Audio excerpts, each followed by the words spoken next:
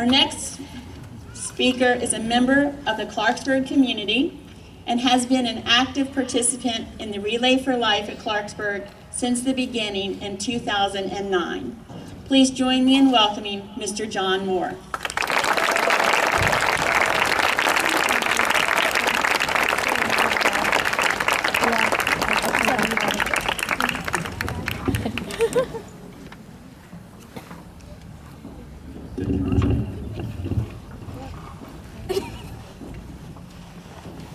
Well, I guess I really don't have to speak at this point. It was a wonderful, wonderful speech, and thank you. Wow, it's good to see everybody today. What a difference a year makes. You know, last year was quite a unique experience for us because we were out here with my son, our son, Carol, and Carly's upstairs there in the bleachers. I'm Sam's dad. That's kind of how I like to kind of refer myself, Carly's dad. The other guy, my bride, Carol, is up in the stands looking at me right now, saying, "What are you doing up here today?" Well, I want to cover a few things today, and today's kind of a special day on 2 points. 2 years ago, on this day, my stepfather died of cancer. And I was with him. I had come back from Iraq. I missed the relay 2 years ago, but Sam captained the team, and the whole gang was there. And once again, Sam I Am brought in the most bucks for the cause. And I had to be there for my stepfather, and I was there for him. And he lost a real tough battle. And then today marks 9 months since Samuel died. Here in Clarksburg. And so obviously it's a bittersweet time, and you never know what a difference a year makes. So I'm going to talk with you today about a couple of things. One, if you don't know Sam and our story, which I know some of you don't, I'll quickly just touch on kind of what happened a few years ago, November 2009. Our lives changed forever. We were at a late night ice hockey game. Sam was really getting his ice legs, and he was really cranking and really getting into the game. He took a high sticking penalty. He shook it off. He played the rest of the game with a headache, so we scolded him afterwards. "Man, what are you doing? You know, tell the coach you got a headache, come on." And we made him finish his homework that night with the headache. But we had a doctor's appointment planned for the next day.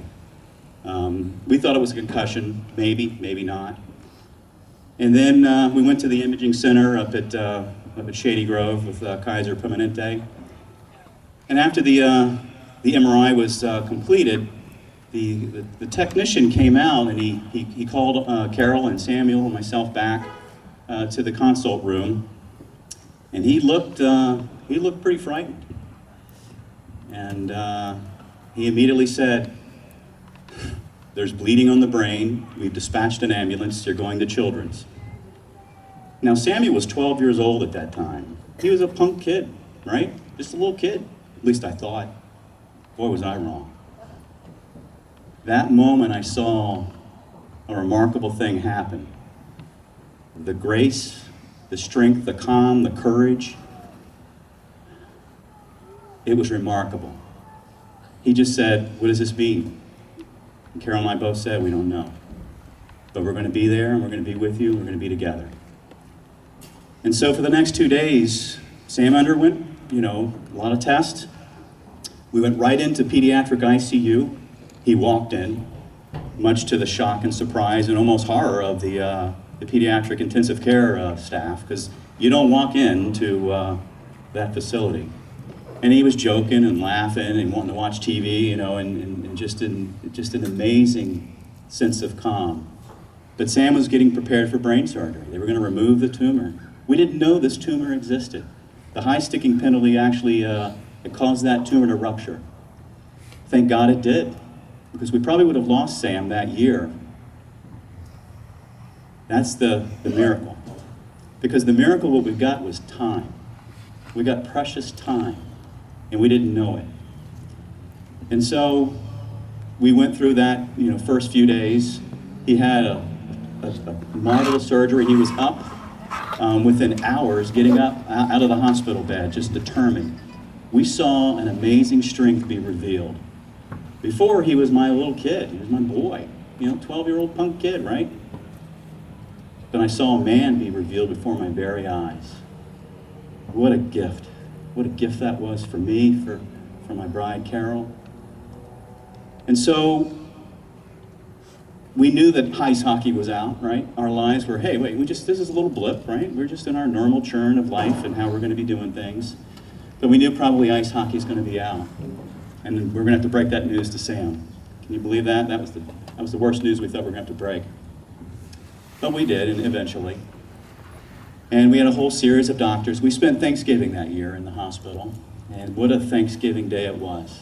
We were very thankful that we found out about it. He had it removed, and we were ready to go. But then we were met with a bunch of doctors. You know how they churn in and churn out. And then the word oncologist kind of slipped out. And if you hadn't had anything happen to you or your kids, and you hear of other children as a parent, you know that little cold knot you got when you hear about someone else's kid in a real bad way or someone died. It's a real scary knot that you get. I used to get it. I had it then. I don't get it anymore, obviously.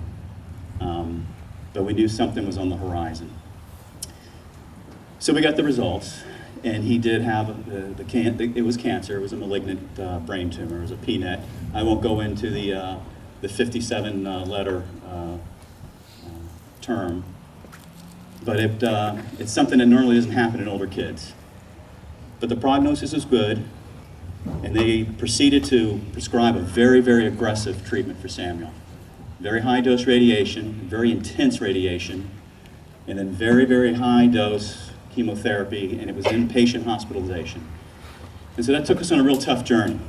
And so, we had to get our sea legs. This community wrapped their arms around us like you wouldn't believe. It was truly remarkable from all walks of life. From my work world, from Carol's art world, the community, the school. This is a remarkable community, and they were there for us, and they still are today. So we got through a real tough period of time. And through that time, we saw things in this little kid who became this incredible young man. The courage, the strength, the power. We saw all of this be revealed. We leaned on Sam because he knew he was there for us. When we had the tough times, he would have this stoic resolve. Knowing something or not, he would just put it aside and keep living.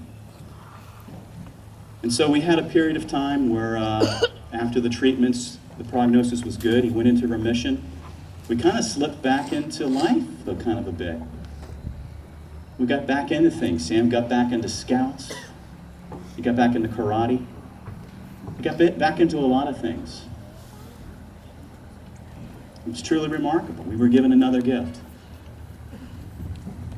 One of the things that was most important for me is that I took a leave of absence from my office, and I was there with Carol and Carly the entire time. During the first phase, and of course during the last phase.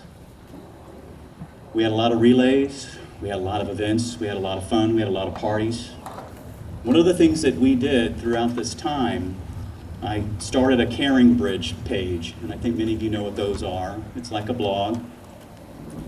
And I mainly did it just to keep control of the comms. Everyone wanted to know what's going on, and I just pushing information out.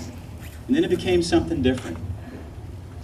It was something where I was able to, the honor, the privilege, the blessing to be able to tell Sam's story, to share with many people, and I brought a lot of people into this, and there were people from all walks of life, all around the world that kind of tied into this thing and followed Sam's story, followed our lives. Of course, had to be kind of careful in terms of privacy because he was a teenager. But throughout that time, things happened to us. And we realized a lot of things that would play into this, and we kind of developed a a declaration of sorts. Now, it wasn't one of those where we got up every morning and waved the flag and said our declaration to what we need to do. It was just kind of a thing and how we would live our lives. And that declaration evolved over time. Something would happen. We realized this is a war we're fighting. And we got to take it one day at a time. Pretty good words, huh? I think you hit right on it. So it started out, so this is a war we're fighting. We're going to take it one day at a time. And then we realized each situation would come up, each procedure, each problem set would run before us, the sickness Sam would go through, and we realized, we got to take this one battle at a time. And so the declaration would evolve. The war we fight, one day at a time, one battle at a time. And then we would get into a routine, think things would be okay, we'd get complacent. And then we'd realize, holy moly, the insurance thing got screwed up. The doctor didn't follow through on a test. Something really bad happened. Complacency is our enemy. So then add to our declaration. Like I said, we're not, getting up in the morning, saying the Pledge of Allegiance and saying our declaration. But it's how we're living our lives. The war we fight. One day at a time, one battle at a time. Complacency is our enemy. And then other things would play out. And we go, you know what? Cancer is not going to define who we are. This war is not going to define who we are. We're going to live life. Because we know tomorrow is promised to no one. So cancer will not define who we are. While we're in the battle, and even beyond.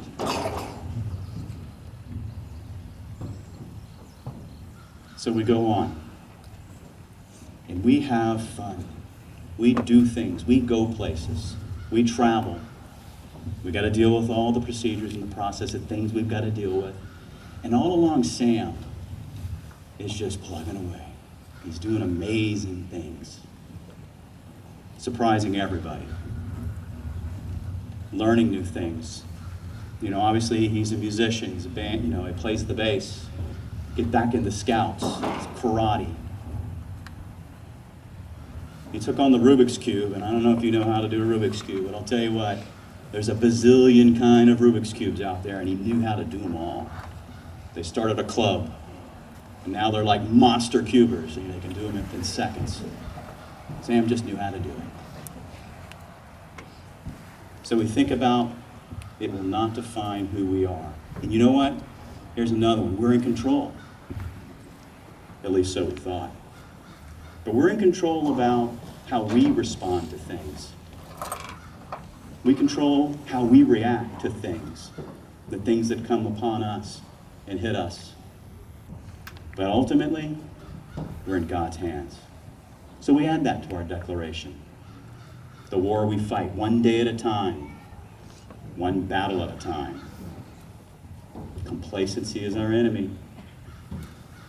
Cancer will not define us. We are in control, but we're in God's hands.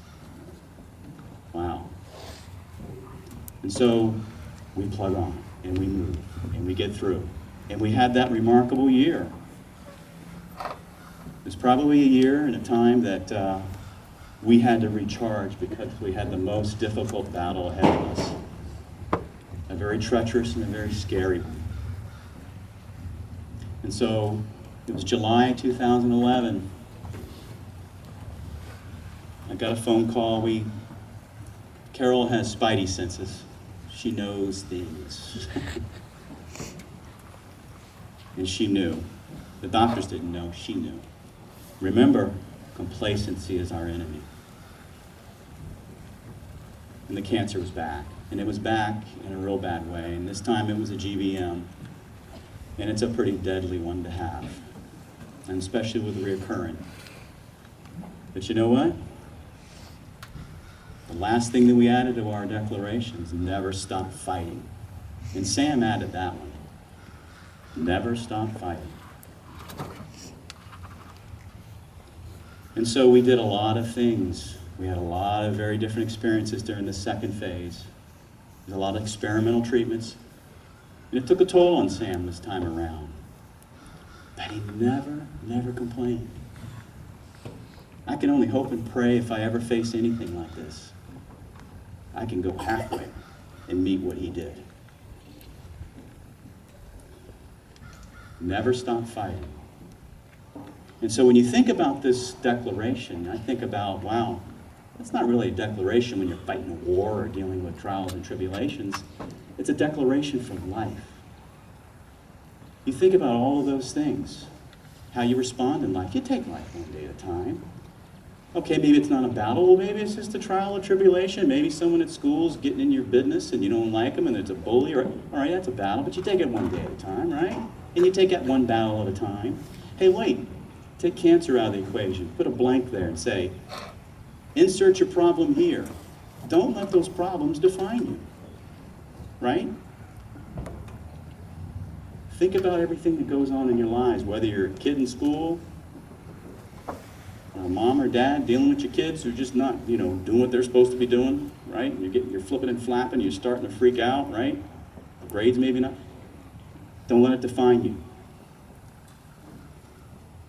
So you can start looking at all of those things in that declaration. Never be complacent.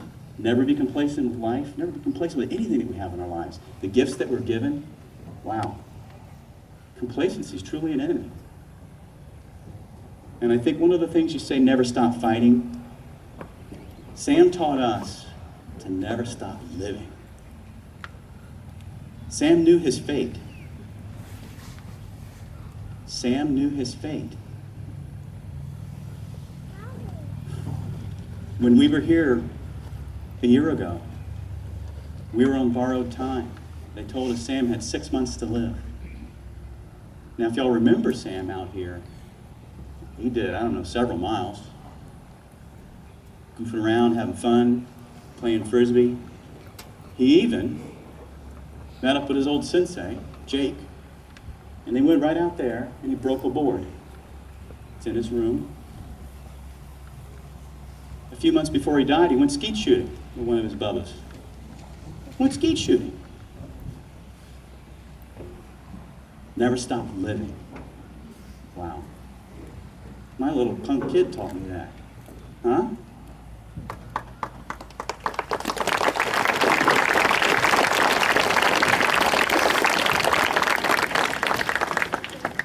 The power of Sam. After the first battle, the first phase, we had that period of time where we were recharging, and Carol, my bride, who's I can't even begin to tell you, an amazing artist. And she's a printmaker. And so that's a process by which you etch things into metal, you hit it with acid, you put ink on it, and you create these amazing creations. And she was inspired by the power of her boy, the power of Sam. And what you see, that's the etching, that's the print that was done. And when you look at it, and you'll see a lot of Sam's team around here that has it on the back of their shirt. That's taken from a picture of Sam when he was in that heightened cancer phase, when you lose all your hair. It's kind of a rebirth, as some of the oncology nurses told us. That's the rebirth look when you come back. And those eyes of Sam, you can look into your soul. And you'll see the intense things around in the background that represents the radiation. And the numbers represents the phases of the chemotherapy that he went through. And these were treacherous times. And he met all of these things with such grace. He had such grace and such strength. I remember when he went in for his first radiation treatment at NIH.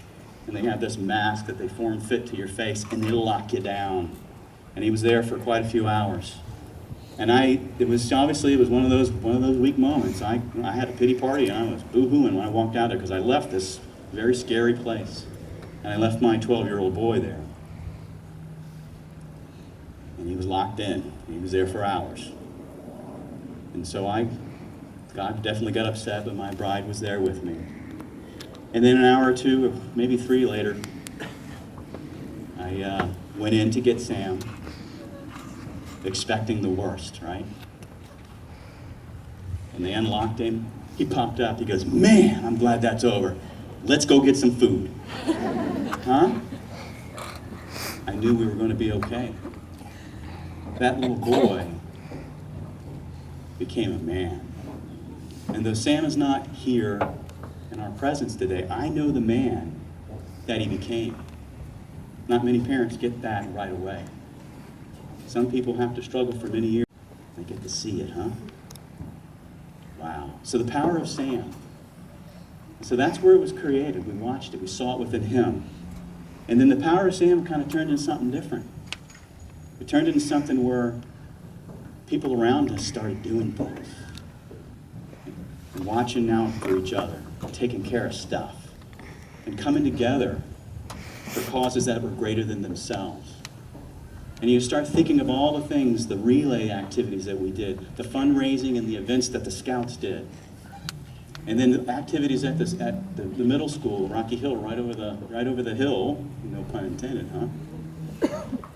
They all started coming together. The power of Sam. The power of Sam is in a lot of different things. You know, since Samuel passed away, there was a lot of money that's been raised because of the power of Sam, the goodness in others. And that's one of the things I think is very important for all of us to know, that it's service to others, and it's, you know, and it's taking care of each other, and it's love. That's the most important thing. And so when we heard of the blood drive and the toy drive at Rocky Hill in Sam's honor, wow, right? Power of Sam. And then the dance-a-thon here at Clarksburg in Sam's honor, the power of Sam. The first time we saw it was a ragtag bunch of people, fellow scouts and wacky parents came together at this relay. We threw a little team together. I think it was a Dr. Seuss theme at the time? That was the theme. And so they came up with this crazy name called Sam I Am. And then from there, something pretty amazing came out. And each year, I think they've won the top wage earners, right? Yeah, okay, there's a little challenge to everybody else.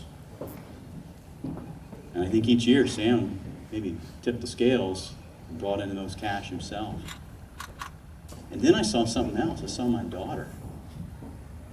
I call her Supergirl Carly, always have. She captained the team for 2 years for the National Honor Society. Power of Sam. Scary times, but people drawing that courage that Sam showed us. The shoulder he gave us to lean on. The power of Sam. I'm humbled, absolutely humbled, to be his dad. I am still his dad. My finest moments as a human being, truly, I don't have to sit on a rocking chair, you know, and think back. My finest moments is being a dad to my daughter Carly and to my son Sam. And so we had a big party. We had a crazy little party. We had a lot of parties. Chick-fil-A was always a big one. You ever go to Chick-fil-A? Get the #1 no pickle Dr. Pepper. That's a Sam special, by the way. So we had a great party. And the guys, Chick-fil-A actually brought a lot of stuff in, and they invited us to Chick-fil-A, and they had a fan appreciation day in Sam's honor, and Sam brought a bunch of buddies over, and they all chowed down on Chick-fil-A. And then after we left Chick-fil-A, we all came back to the house, a whole bunch of other people come, and had a big party. And of course, they made a mistake. Chick-fil-A gave us a bunch of the little stuffed animal cows. All right, so what's going to happen to these poor stuffed animals when you put them in the hands of a bunch of boys? Nothing good can happen to it, okay? A lot of bad things happen to those poor little animals. But a couple of ingenious little guys, and not so little now because I look up to all of them because they're all taller than me. Not a difficult thing to do. But they made a cow's knot. They wrapped this cow in foil, and shoved this poor cow in a water bottle and put about 11,000 balloons, all stuffed with helium, and they decided to launch this cow into space. They put a lot of notes and stuff in it, typical things a bunch of guys do. And so I could sit here and, you know, obviously talk on forever when it comes to my family and my boy Sam. But I'll end it with this. They sent that cow into space. It's floating around here somewhere. I figured what we do today is kind of do a little honorary remembrance of Sam and maybe send up a college manat to him. And so with that, I'm going to close, and then we're going to send this cow where it needs to go, send it on its way, and we'll go from there. Go ahead, my friend. All right.